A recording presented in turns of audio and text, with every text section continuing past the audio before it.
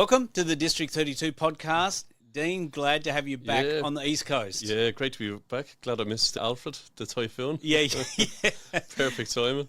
It was. It's interesting because some places got hit hard and some places, like where we live, we were very, very lucky to miss a lot of it. But yeah, I know some people, we had a house full of people because they were going to get hit and the cops were saying you need to get out of here. All right. Oh, okay. So so it was an interesting scenario. Oh, it's good it's gone. It is good it's gone, and now we've got you here instead of Alfred. Oh, cheers.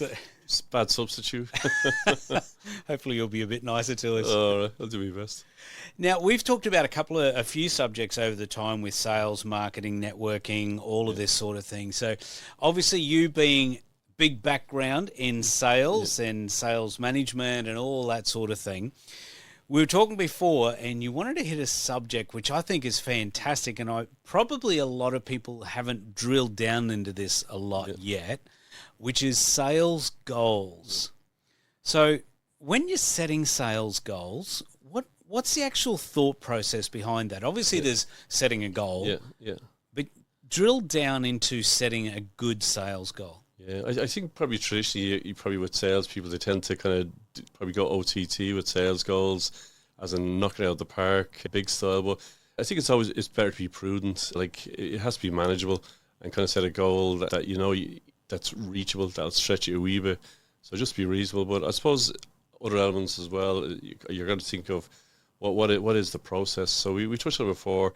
Like, it's a no-brainer. You have CRM is part of your system. Has to be part of that growth. I think the other thing as well is your ideal client. Like, who is your ideal client, and where are they hanging about? How are you going to prospect for them? How are you going to engage them? Whether it's through networking, through the phones, through referral partners. So coming up with a plan and the system of how you're actually going to interact with these people, and kind of doing the figures, I think is important. So say for myself, last time I looked at my figures, I needed 18 introductions, which would give me 5 warm leads, which give me one client. Now, that doesn't mean the other 17 were wasted, just probably need more and nurturing. So again, like, you can do this kind of manually even for a period of time, just so you know, okay, well, I need to have 60 meetings a month to get X amount of clients. So I think it's important that you know the figures, because it's actually really good for the mindset as well, because you kind of, okay, well, that's another one. I'm closer to getting to that new client. So it's really good to have that data for yourself. Can I pull you back and take a step back on that? So someone's they've been running their business maybe for a few years, and they just got a bit of sales isn't really a category in their business, so to speak, or a department in their business at the moment, or maybe they're just starting. Yeah. How do I start to put figures like that? Like, what are things that I look at as far as how do I work out how many leads I need to warm leads, to prospects, to deal done? Where do I start? Well, if you had zero experience, zero know-how in sales, like, talk to people, talk to other people in business, explain to them, here's what I'm doing. I haven't a clue about how I'm going to go about it. Here's what my ideal client, here's the people I want to work for. And people who are in business a while can save you a lot of energy and obviously dollars as well in terms of the process, the system. Like, I mean, sometimes people turn up for, say, join or come to a District 32 event, and you go, hey, why networking? And they go, oh, someone said to me I should do networking and be good for me, but there's no thought behind it. Networking, I would recommend networking, and I'd recommend District 32. And it is a good strategy, not just for the knowledge and inspiration, but also from a sales point of view. It's a great way of building pipeline, building connections, or referral partners and all that type of stuff. But you should know why you're there in terms of from a sales point of view, rather than just signing up. Yeah. If anyone wants to sign up, just give me a show. So with putting the numbers, should I just set an arbitrary figure of, okay, I'm going to make this many calls or get this many leads or whatever, and see how it goes from there? Well, I think probably with sales, well, time management is a key thing. So, I mean, map out your week. Okay, how much am I going to spend at networking events? How much am I going to spend on the phone? How much am I going to spend prospecting on LinkedIn? So start there. I mean, you don't need to have definitive, the way I've just broken it down, as in I need 18 introductions to get X amount of leads, to get X amount of clients. Start from scratch. Just record yourself. Okay, this week I needed 20 introductions to get 3 warm leads to give me 1 client, and see with the trend. You'll probably find the figures improve over time because you're actually doing the activity. But just start from scratch. Like I record it manually, as in how many calls I've made this week, how many warm leads did I come to, and how many new sales did I get. So you're almost saying do it the opposite. Just start doing it, writing down the figures, and then you'll work out what figures you need to be at. Yeah. Okay, great. And then, I mean, once you've got a handle on those type of figures, then you can kind of set okay, the target for whatever, March, April, etc., etc. But just do it is what if someone had no experience, just talk to people and take action on the back of the advice you get there. Obviously, filter it yourself. Do I feel comfortable doing it? If I don't, get a mentor or a coach to work with you around whatever those strategies are. Because we all started, I think no one went out intentionally and said, I want to be a sales guy when I grow up. I think for everyone, and myself included, it was an accident. So and I was fortunate enough, I crossed good people who gave me some time mentoring wise along the way. So get support, reach out if it's outside your comfort zone and you've no experience.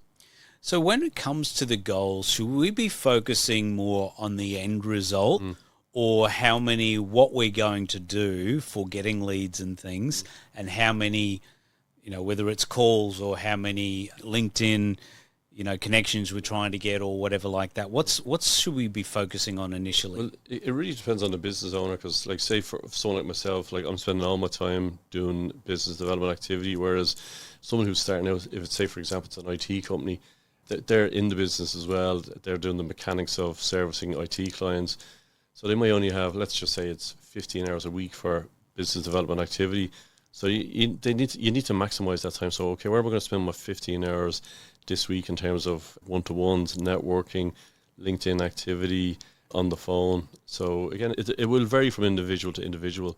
As I said, like someone like myself, like it's full, my whole week is all around business development sales, where if it's someone who's maybe starting out, they're in the business, so that they might only have 10, 15 hours, 20 hours a week for activity.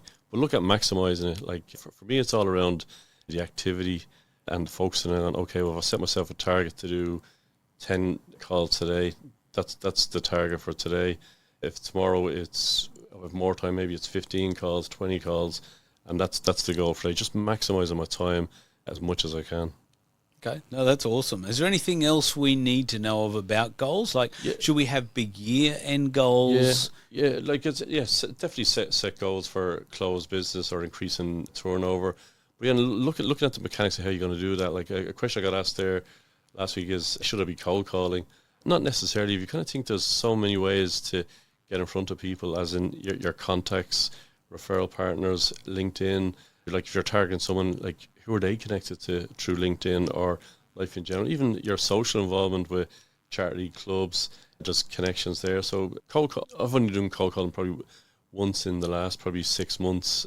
So there's ways around it where you can get warmer introductions. Because cold calling return rates, last time I checked, were 0.5%. So if there's ways where other people can put you in front of their contact list or database. So look at referral partners and using technology, but even something simple like, if you think about your phone, if you scroll, go to the letters, whatever, F, like, and geez, I haven't spoken to them in a long time. So you ring them and say, oh, listen, business is going well, I'm looking to meet X, Y, Z, industry, sector.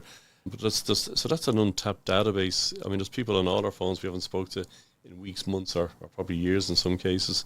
So there's a database of people who actually know you, potentially who could open a door for you. So even if you said, okay, for 5 minutes a day, I'm going to send out 5 texts that people haven't spoke to in the last 3 months. Hey, it's just something simple. Hey, how you doing?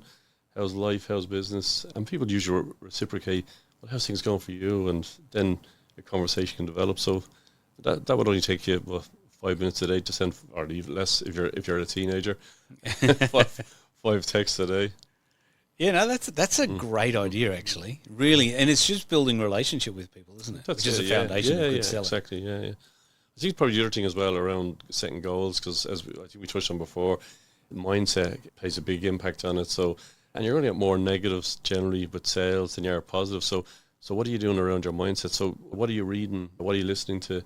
Who are you talking to? So, and that's important. Even when you're starting your day, like, is there someone positive? Maybe it could be a podcast you're listening to for 20 minutes or more. Definitely listen to this podcast. I'll recommend that as well. But even who are you talking to? Because particularly when you're starting out sales, it can be tough. So who can you bounce it off? And again, even if you're experienced, sometimes things change. It could be the economy. Maybe you've picked up a bad habit. So I could say, hey, Kingsley, I'm really struggling lately. I'm not getting as much traction as I normally do. Can you have a look at what I'm saying and doing and give me a view? And sometimes getting that third-party opinion can have a massive impact. It could be just a line you're saying wrong or a tone. So, yeah. So think about the mindset around your goals. You want to be positive. So think about what you're reading, what you're listening to, and who can you surround yourself with as well is important in hitting your goals there as well. Yeah, 100%. Oh, that's fantastic. Anything else you got there? I'd probably just review, because as we were saying there, like markets change, people change, competitors change. So just review regular. Like, don't go a month without reviewing what what your performance is in terms of activity, in terms of the results, and just review. And again, if you need, bounce it off a friend in business who can give you a view if you're struggling there then as well. So would you say then review your scripts as well? Yeah, 100%. Like scripts, probably that I was using 30 years ago, probably wouldn't work now. No, no. So like things change. Again, it says sometimes it can be just a sentence that just doesn't come across well, or it could be even just the tone you're using with a particular sentence that could be off-putting for people as well. So it sounds like a lot there when you're talking about it with selling, especially if you're in business and you didn't get in business to be a salesperson, you got in business to run a business. Yeah. Can you summarize very briefly some things, simple things for people to do? Yeah. Okay, well, take action is important. Even if you don't know what you're doing, take action. Go networking, meet with other people in business, pick their brains in terms of tell them what you're doing, who your ideal client is, who you want to work with. And I find people in business generally are really good. They'll give you a bit of time because we've all been there starting. Think of your activity each week. Okay, well, I've got 5 hours a week, 10 hours a week. And set yourself goals around the activity, X amount of time on the phone, X amount of time networking, X amount of time one-to-ones, whatever those strategies you're going to try. And review it. Review everything you do, particularly if you're only starting off in a kind of a business development sales role. Review it as regular as you can. Weekly it would be ideal, but don't go a month without not reviewing it. Awesome advice as usual, Dean. Thank you very much. I got some homework. Oh, good stuff. Keep you out of trouble. Hopefully.